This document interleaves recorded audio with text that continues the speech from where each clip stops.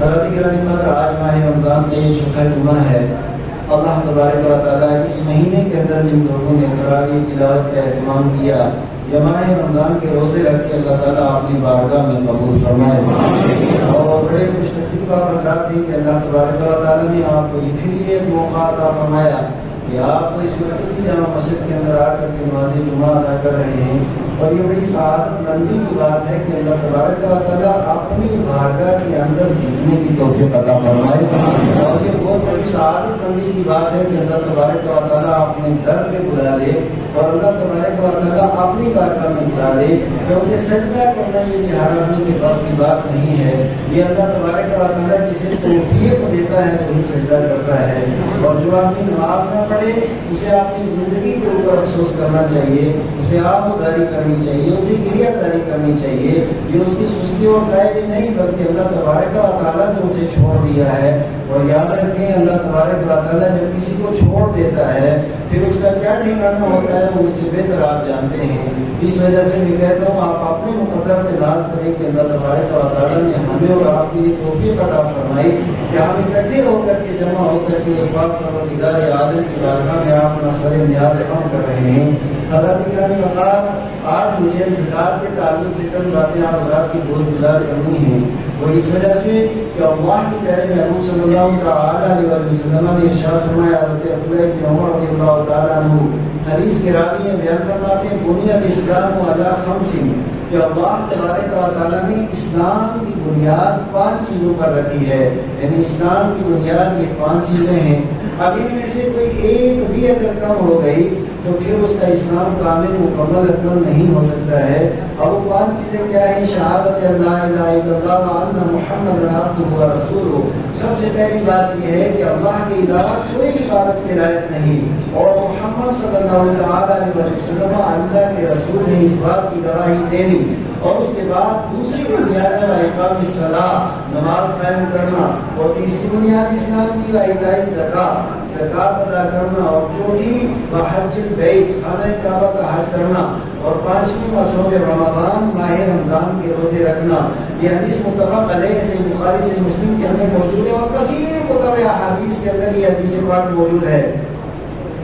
حضرت گرامی مقام، میں آپ سے یاد کروں کہ حضرت ابو ہریرہ رضی اللہ تعالیٰ عنہ حدیث کے راوی ہیں، اور جو اب یہ میں حدیث پیش کر رہا ہوں یہ سنن نسائی کے اندر بھی موجود ہے، ابن ماجہ کے اندر بھی موجود ہے، ترغیب و ترہیب کے اندر بھی موجود ہے، کنز العمال کے اندر بھی موجود ہے، صحیح ابن حبان کے اندر بھی موجود ہے۔ حضرت ابو ہریرہ رضی اللہ تعالیٰ عنہ نبی مکرم صلی اللہ تعالیٰ علیہ وسلم کی حیات مبارکہ اور سیرت مبارکہ کا ایک تابناک اور خوبصورت پہلو بیان کر رہے ہیں۔ اللہ اللہ، اور یقین جانیے کہ یہ حدیث آپ بھی سنیں گے نا تو ایک کیفیت تاری ہوگی، اور میرے اوپر تو بہت کیفیت ایک تاری ہوئی کہ دیکھو وہ صحابہ کتنے مقدر والے، کتنے شان والے، کیوں صحابہ کرام کی محفل کے اندر نبی پاک علیہ السلام جلوہ بار ہیں۔ اب یہ کہتے ہیں حضرت ابو ہریرہ وہ کیفیت بیان کر رہے ہیں، پھر آگے حدیث بیان کر رہے ہیں، وہ بیان کرتے ہیں حضرت ابو ہریرہ کی حدیث کے راوی ہیں، اور حضرت ابو سعید الخدری بھی اس حدیث پاک کے راوی ہیں، یہ دونوں بیان فرما رہے ہیں۔ قالا، یہ کہتے ہیں خطبنا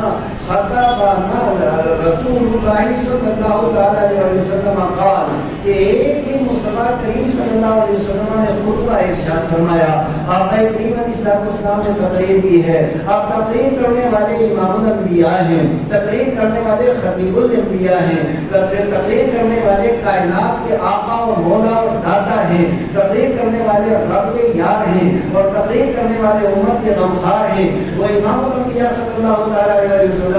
جب خطبے کے لیے تشریف فرما ہوں گے، جلوہ بار ہوں گے، تو آپ کو کیفیت بیان کر سکتے ہیں کہ کیسا خطبہ ہوگا اور خطبے کے الفاظ کس طرح کے ہوں گے۔ مصطفیٰ کریم صلی اللہ علیہ وسلم نے جو یہ تقریر کی، اور تقریر کرنے کے بعد ارشاد فرمایا، والذی نفسی بیدہ، اس ذات کی قسم جس کے قبضہ قدرت میں میری جان ہے، یعنی اللہ کی قسم یاد فرما کر کے آپ کریم علیہ السلام نے ارشاد فرمایا۔ راوی کہتے ہیں ثلاث مرات میرے مصطفیٰ کریم صلی اللہ علیہ وسلم نے ایک بار بھی قسم یاد فرمائی، دوسری بار بھی قسم یاد فرمائی، تیسری بار بھی قسم یاد فرمائی، یعنی 3 بار آپ کریم علیہ السلام نے قسم یاد فرمائی۔ اور یاد رکھیں یہ قسم یاد کب کی جاتی ہے، قسم کب کھائی جاتی ہے؟ جب مسئلہ اہم ہوتا ہے، جب مسئلہ بڑا ہوتا ہے، جب مسئلے کی شان اور عظمت بہت بلند ہوتی ہے اس وقت قسم کی جاتی ہے، اس وقت حلف اٹھایا جاتا ہے، اس لیے کہ کلام ایک سادہ کلام ہوتا ہے، ایک معطل کلام ہوتا ہے، اور ایک مطابق در تاکید کلام کے اندر لائی جاتی ہے، ایک عام طور پہ کوئی کلام ہو تو، اور اسی طریقے سے اب اس کے بلاغت کے اعتبار سے اس کے مدارج کیا ہیں، اس کے اوپر پھر کبھی گفتگو ہوگی۔ مصطفیٰ کریم اسلام نے 3 بار قسم یاد فرما کر کے بات کی اہمیت کو صحابہ کے درمیان رکھا ہے، اور بات کی اہمیت صحابہ کرام کو بتائی ہے، اور صحابہ کے ذریعے پھر آج تک ہمیں یہ بات پہنچی ہے۔ آقا کریم علیہ السلام نے 3 بار قسم فرمائی، یاد فرمائی نا۔ ابو ہریرہ اور ابو سعید خدری کہتے ہیں ثم عقب رسول اللہ ثم عقب كل رجل منا يبكي ثم عقب فعقب كل رجل منا يبكي لا يدري على ماذا حلف۔ کیا آقا کریم علیہ السلام نے 3 بار قسم یاد فرمانے کے بعد مصطفیٰ کریم علیہ السلام نے اپنا چہرہ مبارک نیچے کر لیا، حضور نے اپنا چہرہ نیچے کر لیا، اور جو ہی نیچے کیا نا تو نبی پاک علیہ السلام نے جیسے اپنا چہرہ نیچے کیا، صحابی کہتے ہیں کہ سارے صحابہ نے اپنا چہرہ نیچے کر لیا۔ حضور نے نیچے کیا کسی وجہ سے، یہ سارے صحابہ دیکھ رہے ہیں کہ آمنہ کے لال کا چہرہ جب اوپر نہیں تو ہم اپنا چہرہ کیسے اوپر کر سکتے ہیں؟ اب صحابہ کرام نے اپنا چہرہ نیچے کر لیا، اور آگے بیان فرماتے ہیں کہ یبکی، کہ سارے صحابہ رونے لگے، آوازاری کرنے لگے، اور روتے روتے ہچکیاں بندے کہ نبی پاک علیہ السلام نے حلف کیوں اٹھایا 3 مرتبہ، اور اس کے بعد بات بھی ارشاد فرمائی اور اپنے چہرہ نیچے کر لیا۔ ثم رفع راسه، اب ابو ہریرہ کی کیفیت دلی کیفیت بتا رہی ہے، اس کے بعد تو ہماری عید ہو گئی نا، کیا آقا کریم علیہ السلام کا چہرہ بھی نیچے، ہمارے چہرے بھی نیچے، اور سارے صحابہ رو رہے ہیں، اتنے میں مصطفیٰ کریم علیہ السلام نے اپنا چہرہ مبارک اوپر کیا ہے۔ اب جب نبی پاک علیہ السلام نے اپنا چہرہ مبارک اوپر کیا، وفی وجہ البشری، اور آقا کریم علیہ السلام کا چہرہ مبارک چودھری کے چاند کی طرح چمک رہا تھا، خوشی کے آثار نمایاں تھے، اور نبی پاک علیہ السلام کا جب چہرہ کھل اٹھے، آقا کریم علیہ السلام کا چہرہ چمکنے دمکنے لگے، اور نبی پاک علیہ السلام کے بشرہ مبارک اور چہرہ انور کے اوپر خوشی کے آثار نمایاں ہو، تو یہ کیفیت صحابہ کو کیسی لگتی تھی؟ حضرت ابو ہریرہ کہتے ہیں فَقَانَتْ أَحَبَّ إِلَيْنَا مِنْ حُمُرِ النَّعَامِ، اور نبی مکرم صلی اللہ علیہ وسلم کی یہ کیفیت ہمارے نزدیک سرخ اونٹوں سے زیادہ پسندیدہ تھی۔ یہ جو کیفیت سرخ اونٹوں سے زیادہ پسندیدہ ہے، کیا مطلب ہوا کہ ہم اپنے نبی کو مسکراتا دیکھ لیں، ہم اپنے نبی کو خوش دیکھ لیں، ہم اپنے نبی کو حشاش بشاش دیکھ لیں، آقا کریم علیہ السلام کے چہرہ انور کے اندر خوشی کے آثار دیکھ لیں، ہمارے نزدیک یہ سرخ اونٹوں سے بڑھ کر کے ہے۔ یہ سرخ اونٹ کیوں کہا انہوں نے؟ کیونکہ ہر زمانے کا ماحول الگ ہوتا ہے، ہر زمانے کی تہذیب الگ ہوتی ہے، ہر زمانے کا تمدن الگ ہوتا ہے، ہر زمانے کے حالات الگ ہوتے ہیں۔ آج کے زمانے کے اندر اگر آپ دیکھیں گے تو مہنگی مہنگی گاڑیاں، مجھے تو خیر ان کے نام نہیں آتے ہیں، بہت مہنگی گاڑی جس کے سامنے ہوگی نا کہ یہ لوگ حیرت زدہ ہو کر کے اس کی طرف نگاہ اٹھا کر کے دیکھتے ہیں، یہ کوئی عام آدمی نہیں ہے بلکہ یہ تو مالدار آدمی ہے، اور اس کے پاس بڑی دولت ہے، بڑی ثروت اس کے پاس موجود ہے۔ تو اب یہ ہر زمانے کا، لیکن اس زمانے کے اندر عرب کے اندر سارا سسٹم، سارا نظام جو چلتا تھا وہ اونٹوں پہ چلتا تھا، کیونکہ عرب ایک عظیم ترین صحرا ہے، اور صحرے پہ ہوائی جہاز اونٹ کو کہا جاتا ہے، اور اونٹ کے اوپر مال برداری اور سارا کا سارا سامان، سارا نظام عرب کا اونٹ کے اوپر چلتا تھا۔ پھر اونٹ بھی 2 طرح کے ہوتے تھے، ایک عام طرح کا اونٹ اور ایک سرخ اونٹ، اور سرخ اونٹ بہت زیادہ قیمتی تھا، یعنی آج کی قیمتی سے قیمتی گاڑی کی جو حیثیت اور کیفیت ہے وہی حیثیت اور کیفیت اس زمانے کے اندر سرخ اونٹوں کی ہوتی تھی۔ تو یہ حضرت ابو ہریرہ رضی اللہ تعالیٰ عنہ اور ابو سعید الخدری بیان فرماتے ہیں کہ نبی پاک علیہ السلام کا چہرہ مبارک دیکھ لینا کہ حضور مسکرا رہے ہیں، ہمارے نزدیک دنیا کی سب سے بڑی دولت، سب سے بڑی ثروت یہی ہوا کرتی تھی۔ اب اس کے بعد آگے بیان فرمایا انہوں نے، قالا، پھر آقا کریم علیہ السلام نے خطبہ ارشاد فرمایا، ما من عبد یصلی الصلوات الخمس، اور یہ آپ سب کو خوشخبری دی آقا کریم علیہ السلام نے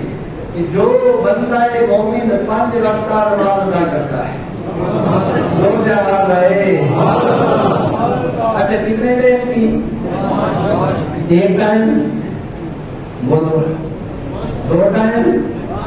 کتنے ٹائم؟ آقا نے ارشاد فرمایا جو بندہ مومن 5 وقت کا نمازی ہو، اور یہ بات بھی آپ یاد رکھیں،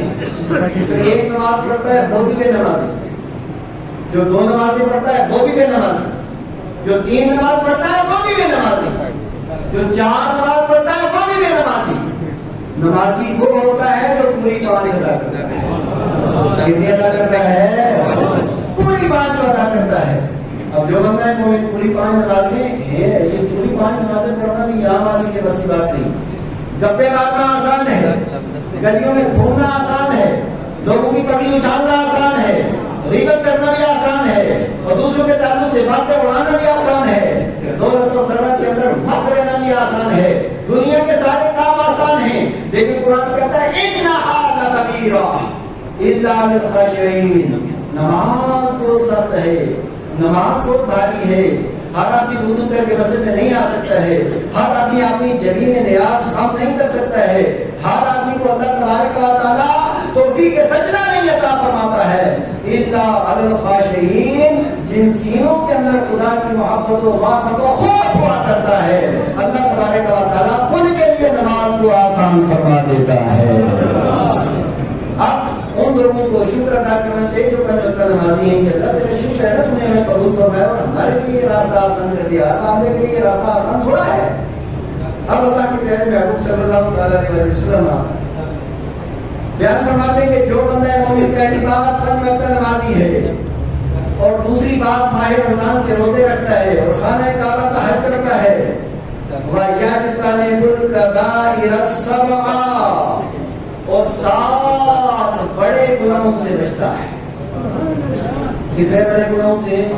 بولو کتنے بڑے گناہ؟ سب سے بڑا گناہ ہے وہ ہے شرک باللہ، اللہ کے ساتھ کسی کو شریک ٹھہرانا، اور اس کے بعد جو دوسرا سب سے بڑا گناہ ہے وہ ہے کسی بھی انسان کو بلا وجہ قتل کرنا، اور تیسرا بڑا گناہ ہے کسی بھی پاک دامن عورت کے اوپر زنا کی تہمت لگانا۔ ہمارے معاشرے اور سماج کے اندر یہ برائی کتنی عام ہو گئی۔ آج نوجوان بچوں کو دیکھیے، نوجوان محمد لوگوں کو دیکھیے،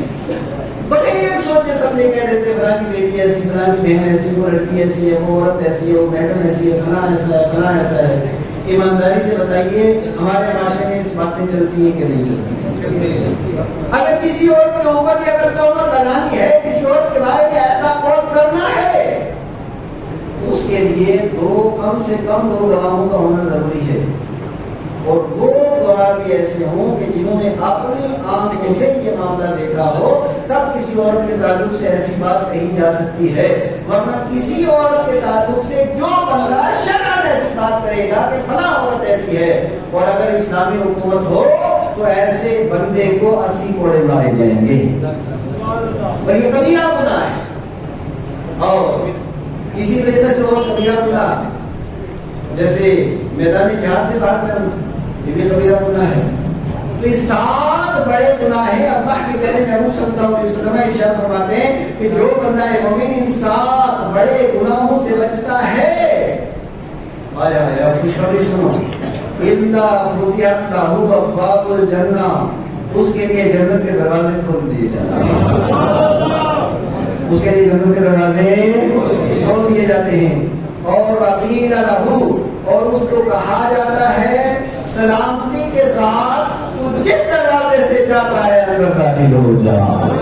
سارے دروازے کھولنے کے لیے کھول دیے جاتے ہیں۔ جو بندہ مومن یہ کام کرتا ہے، یہ نماز ادا کرتا ہے، زکات دیتا ہے، اور اس کے ساتھ ساتھ 7 بڑے گناہوں سے بچتا ہے، اور بچنے کے بعد جو بندہ مومن اس طریقے سے دائمی طور پہ اپنی زندگی گزارتا ہے، تو اللہ تبارک و تعالیٰ اس بندے کے اوپر اتنا بڑا کرم فرماتا ہے۔